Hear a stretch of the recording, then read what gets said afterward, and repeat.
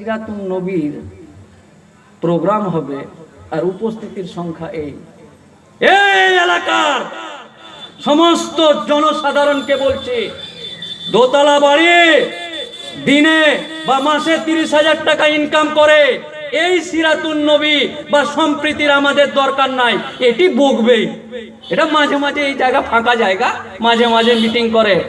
ভদ্রলোক, কেউ যদি ভারতবর্ষের কোন নাগরিক, আমি একজন আইন জানা মানুষ আপনাদের সম্মুখে এত উচ্চ স্বরে বলছি, কোন মানুষ যদি এসে বলে দেয় যে এই বর্তমান পরিস্থিতিতে আমি সুখে আছি, তাহলে আমি সেই ভদ্রলোককে বলবো তোমার সুখ আর এই চুল একই। কি করে সুখ থাকবেন? একটা মেয়েকে রেপ করছে, রেপ করার পর তাকে গলা টিপে মারছে, মারার পরও শান্তি হয় না, ওর সমস্ত যৌনাঙ্গগুলোকে কাটছে, কেটে ফেসবুকে লাইভ করে দেখাচ্ছে, বিশ্ব দেখো আমি মরিয়মকে রেপ করেছি, রেপ করার পর গলা টিপে মেরেছি, তারপরে আমি তার বুকের এবং বিভিন্ন অঙ্গ প্রত্যঙ্গ কেটে দেখাচ্ছি, দেখ। এই এলাকা যে সমস্ত ভাইরা ভাবছে আমরা সুখে আছি, এটি এই ধরনের লোকের জন্য। তাদেরকে বলছে এই ক্যানিং থেকে বাদুড়িয়া জালসা করে বাড়ি আসতে 3 জন মোটর সাইকেলে আছে, ওভারটেক করে লাটার পাটার করতে মৌলভী সাহেব গাড়ি कैसे जोर में चला दिया, সেই গাড়িকে দাঁড় করিয়ে ড্রাইভারের মাথাতে বাড়ি মেরে খুলি বের করে দিয়ে খুলি এবং মাথাটিকে এক জায়গায় করে আরজি কর হসপিটালে যায়। আর আপনার মেয়ে রাত 9টার সময় টিউশন পড়ে আসে বারাসাত থেকে, বসিরহাটের ট্রেনে নামে, তারপর ভুটভুটি ধরে এখানে আসবে। আল্লাহ আল্লাহ আল্লাহ, কি করে বুঝায়, কি করে জাগায়? হয়তো আমাদেরই ক্ষমতা হচ্ছে না। মহান সৃষ্টিকর্তার কাছে বলি যে না রে ভাই, একদিন এই ঘুটিয়ারি শরীফে বক্তব্য দিতে গেছি, 25-30টা গজল শিল্পী, আল্লাহ আল্লাহ আল্লাহ, গজলের যখন আউ করেছে তখনই যে লোক মেয়ে ছেলে কোলে করে চলে এসছে। তো আমি বলেছিলাম গজল শিল্পীদেরকে যে আমাদের মতো উকিলের কর্কশ সুরে মানুষ কথা শুনে না, তোমাদের ডানা হয়ে উড়ে যাব, এই হয়ে এই হব, এগুলো শুনে লোক আসছে, তোমরা গজলের প্যাটার্নটা চেঞ্জ করো। স্বাধীনতার আগে আল্লামা ইকবাল, কবি কাজী নজরুল ইসলাম যেমন কবিতা লিখেছে, গজল লিখেছে, সেই গজলগুলোকে বলো। কারণ এই 74 বছর বয়সে ডানা হয়ে উড়ে তুমি যেতে পারোনি, লুঙ্গিতে কাদা লাগিয়ে বাড়িতেই বসে আছো। তাই দয়া করে আবেগ প্রবণ নয়, আমার সম্প্রদায় অনেক আবেগ প্রবণ, আমি যে সম্প্রদায় থেকে বিলংস করি আবেগ প্রবণ। এনআরসির আলোচনা যখন ফুট করে উঠে গেল যে এনআরসি সিএ হবে, তখন লোক যার ভোটার কার্ড ঠিক আছে ওও ভাড়ে করে চলে গেছে বিডিও অফিসে, বিডিও অফিস কাদা কাদা করে দিয়েছে, ধুলা।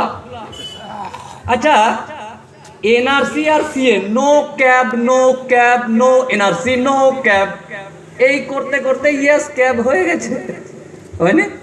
ইয়েস ক্যাব হয়ে গেছে। মানে আমি বলি, তোমার বাপ এই 74 বছরে কিছু আটকাতে পারেনি, তোমার দাদাও পারেনি। 3 তালাক বিল পাস করবো করে দিয়েছে, 370 উঠাবো উঠিয়ে দিয়েছি, ক্যাব পাস করবো করে দিয়েছি। এই বনগার মতুয়া মহাসংঘের ওখানে কৈলাস বিজর্গীয় বলছে জানুয়ারিতে চালু করবো, আর এইটা আবার মানুষ বিশ্বাস করছে। এই কথা শুনে আমার কিছু মায়ের পেটের ভাইয়ের মতো ভাই যারা আছে, তারা মুসলিমদের বাড়ি বসছে, এটা এনআরসি হলে এই দোকানটা আমি নিয়ে নেবো, মফিজুলের দোকান আছে, এটা তো এনআরসি করে বাংলাদেশ, আমি নিয়ে নিই, এটা আমি গোছে রাখলাম। কে বাড়ি গড়ছে, কে দোকান করছে, আল্লাহ আল্লাহ আল্লাহ, বাপের তৈরি বাড়ি ঘর সব নিয়ে নেবে এনআরসি করে। ওই কৈলাস বিজয়বর্গীয়কে বলি, বর্গী আমার মতন একটা এই নাক বড় গাল নাই এই উকিলটার সামনে আইনটার কথা বলে বুঝাস। সাধারণ মানুষ এই ধানকুটা মিলের মালিকটির কথা বিশ্বাস করে নিচ্ছে, আর আমরা আইনজীবী মানুষ বলছি যে এখনো আইনটাতে কিভাবে নাগরিকত্ব দিবে এটাই পাস পাইনি। জানুয়ারিতে দিয়ে দিবে। যেই দেশে করোনার টিকা প্রকাশ করতে পারে না, আর সেই দেশে এসে বলছে যে নাগরিকত্ব দিয়ে দিব। আর এটাও মানুষ বিশ্বাস করছে, দিয়ে আবার উপস্থিতির সংখ্যা আল্লাহ আল্লাহ আল্লাহ। আর আমাদের তো কোনো ব্যাপার না, বউ নিয়ে না জাগবো না। এটা কেন্দ্রীয় সরকারের লোকেরাও বুঝে নিয়েছে, এদের বউ নিয়ে নে কোনো ব্যাপার না, এদের মসজিদ নিয়ে নে কোনো ব্যাপার না, 370 উঠিয়ে দে কোনো ব্যাপার না। এই করতে করতে একে একে সব নিয়ে নিয়েছে। দেখছে যে এই লোকটি এত বাজে, এরা উঠবেই না, যা এদেরকে গুনতি কর। গুনতি করে 2 কোটি মানুষকে বাংলাদেশ পাঠিয়ে দে। তাও আবার কেমন করে বলেছে যে ভাষাটা, সেটা আমি একজন শিক্ষিত মানুষ বলতে পারি না। এই ছোট করতে পারবো না, হাইকোর্ট থেকে এখানে দৌড়ে এসছে, আরো 15-20 মিনিট বলবো। এই সিএ যে ধানকুটা মিলের মালিকগুলো বলছে যে সিএ চালু করব, তারা জানেই না যে সিএ চালু করার জন্য কি কি আইন বা প্রসিডিওর প্রয়োজন আছে। আমরা কলকাতা হাইকোর্টের সমস্ত উকিল, জাতি ধর্ম বর্ণ নির্বিশেষে, হিন্দু মুসলিম, যাদের নামে হাইকোর্টকে চিনে, বিকাশ রঞ্জন ভট্টাচার্য, অরুণব ঘোষ এবং সমস্ত রাজনৈতিকদের টপ নেতা যারা আছে হাইকোর্টে, তারা মিলে 200 উকিল মিলে হাইকোর্টকে ঘেরে নিলাম যে সিএ এনআরসি বাতিল করতে হবে। আর বনগার মতো একটা জায়গাতে এসে ধানকুটা মিলের মালিক বলছে জানুয়ারিতে ক্যাপ পাস করে দেবো, চালু করে দেবো, দিয়ে দেবো। আমি শুধু এতটুকু বলতে চাই, মুসলিম সম্প্রদায়ের যাদেরকে এইসব মিস কল মারছে, আমরা এই মিস কলে ভয় পাই না।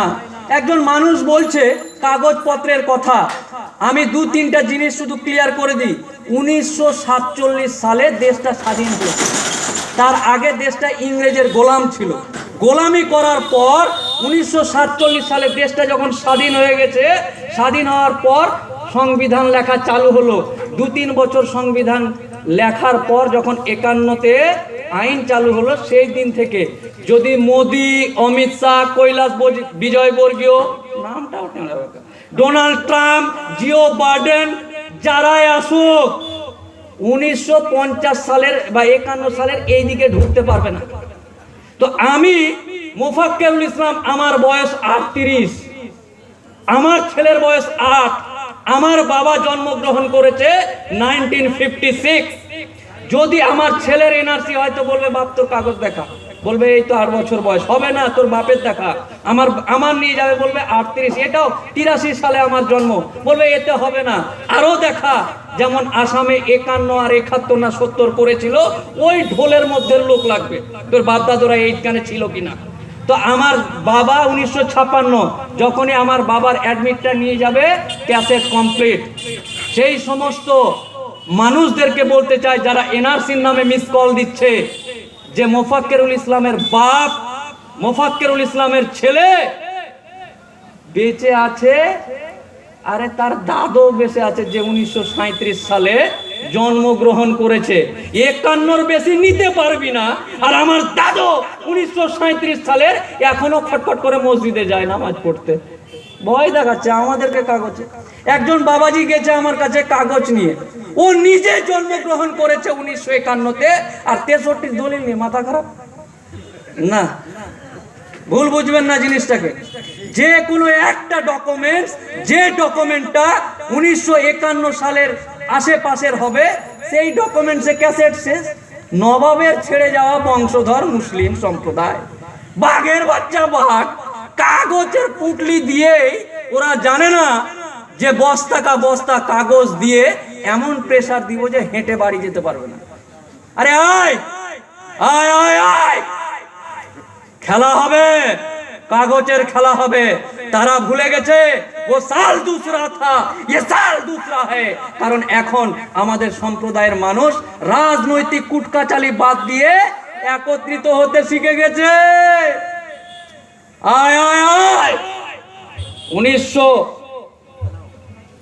আবার অনেকেই বিভিন্ন রকম, মানে দেশের অবস্থা কেন এরকম বলছি, আপনার মোহর দেওয়া বিয়ে করা বউটাকে আপনি রাত্রে তার সাথে কিভাবে ঘুমাবেন সরকার ঠিক করছে। আল্লাহ আল্লাহ আল্লাহ। আসামে বলছে 2টা ছেলের বেশি নিতে পারবি না, বোঝাতে পারছি না। আসামে সরকার ঘোষণা করছে 2 ছেলের বেশি নেওয়া যাবে না। ভেবে নেন আপনারা কি করবেন আর কি ব্যবস্থা করতে হবে। আমার মোহর দেওয়া বউ, আমি তার সাথে কিভাবে ঘুমাবো, আমি খাবো কি, আমি দাড়ি রাখবো না ছেড়ে দিব।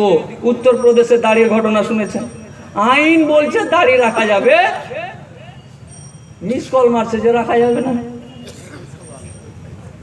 তো এই সম্প্রদায়ের উপর বিভিন্নভাবে যারা এই সমস্ত জিনিসগুলো করতে চেয়েছে বা করতে চাইছে, তারা জানে না উত্তর 24 পরগনার মানুষ, শরফনগরের মানুষ।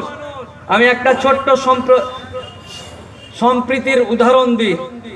আমার আদিবাসী সম্প্রদায় ভাই যারা আছেন, যদি থাকেন শুনবেন, তাদের অনেক সময় আমরা কেমন দেখি যে কোনো আদিবাসী সম্প্রদায়ের কোনো যদি মানুষ আসে চায়ের দোকানে বসে, তাহলে আপনি যদি পাশে থাকেন আপনি কি বলবেন? যে চায়টা দিয়ে তাড়াতাড়ি বিদায় কর। বাসে যদি উঠে তাহলে সিটটা দিয়ে দে, ছাড়, ঝামেলা করিস না, সিটটা দিয়ে দে। এইরকম সময় আমাদের আদরের মায়ের পেটে ভাইদেরকে আমরা এই সময় দেখি। কিন্তু তাদের প্রতি যদি কোনো অন্যায় হয়, তাদের প্রতি যদি কোনো অত্যাচার হয়, যদি এইখানে কাঁঠালের ডাল ঘুরায়, ডালাবাং চালা করে দেয়, তাহলে ঝাড়খণ্ড থেকে লোক আসবে। আল্লাহ আল্লাহ আল্লাহ। মুসলিম সম্প্রদায়ের কোরআন উত্তম, মুসলিম সম্প্রদায়ের নবী উত্তম, মুসলিম সম্প্রদায়ের চলার পথ উত্তম। এটা কে করেছে? মোশাররফ মোল্লা 4টা বিয়ে করেছে না 3টা? এটা নিয়েই ব্যস্ত। এখানে যেতে হবে, ওই তো মনে হয় আগে এটা করতে, এখন এটা করছে, ধর এখানে যাওয়া যাবে না। এই সম্প্রদায় একজন আইন জানা মানুষ আপনাদের পায়ে হাত রেখে, আপনাদের পায়ে হাত রেখে আমি মোফাক্কেরুল ইসলাম আপনাদেরকে বলে যাচ্ছি, সচেতন আপনাকে হতে হবে। কোনো অপশন নাই, নো অপশন যে না কালকে বউকে শ্বশুর বাড়িতে রেখে আসি তারপর জেগে যাবো উকিল সাহেব। নো, বেটিকে টিউশনে পড়াতে দিয়ে আসি তারপর জেগে যাচ্ছি। নো,